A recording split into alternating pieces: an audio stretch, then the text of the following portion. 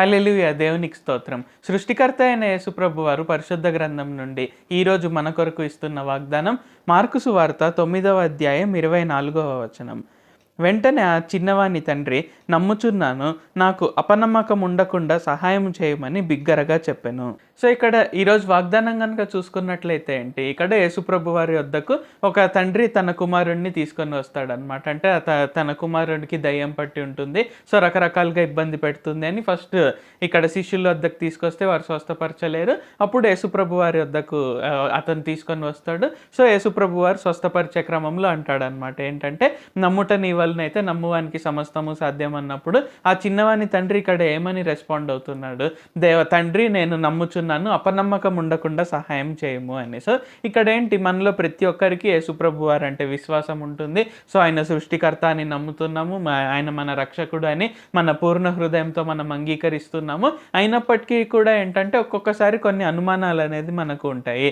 కొన్ని చోట్ల మనం అవిశ్వాసం అనేది చూపిస్తుంటాము. అయితే ఇతరులకు చెప్పినప్పుడు ఏంటి, ఇతరులు మనల్ని గద్దించి ఉండవచ్చు అనమాట. అదేంటి, నువ్వు అవిశ్వాసం ఎలాగ చూపిస్తావు, యేసుప్రభు వారు ఏదైనా చేయగలరని నీకు తెలుసు కదా అని గద్దిస్తుంటారనమాట.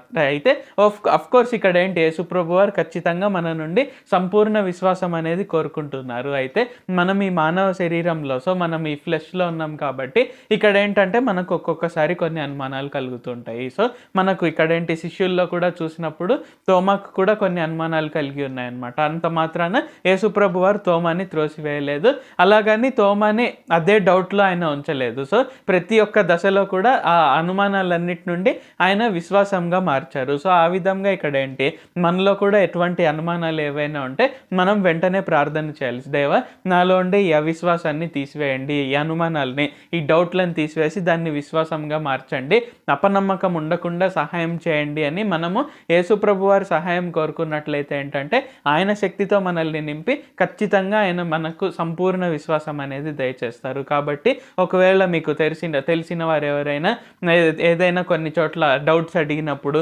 అనుమానాలు కలిగి ఉన్నప్పుడు వారిని వెంటనే గద్దించే బదులుగా వారి కొరకే ప్రార్థన చేయండి. సో యేసునామం పేరిట కొన్ని అద్భుతాలు, సూచక క్రియలు చేయగలిగినట్లయితే ఏంటంటే వారి అనుమానాలన్నీ కూడా విశ్వాసంగా మారుతుంది. ప్రార్థించుకుందాం.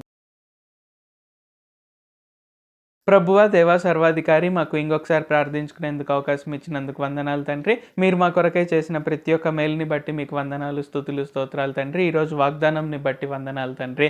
ఏదైనా అపనమ్మకం ఉంటే, ఏదైనా అవిశ్వాసం ఉంటే, అనుమానాలు ఉంటే, డౌట్స్ ఉంటే అవి మీరు తీరుస్తారు, మమ్మల్ని గద్దించరు, త్రోసివేయరు అని ఈరోజు మమ్మల్ని ధైర్యంతో నింపినందుకు వందనాలు తండ్రి. కావున ఈ ప్రార్థనలు ఎవరెవరైతే పాల్గొంటున్నారో వారికి అపనమ్మకం ఉండకుండా వారి జీవితాల్లో గొప్ప సూచక్రియలు, గొప్ప కార్యాలు జరిగించి వారి అవిశ్వాసాన్ని విశ్వాసంగా మార్చండి.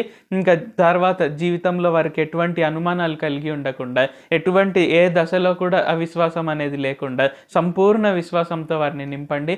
నజరేయుడైన సర్వశక్తిగల యేసుక్రీస్తు నామములో ప్రార్థిస్తున్నాం తండ్రి. ఆమేన్. Thank you Jesus. దేవుడు మిమ్మల్ని ఆశీర్వదించును గాక.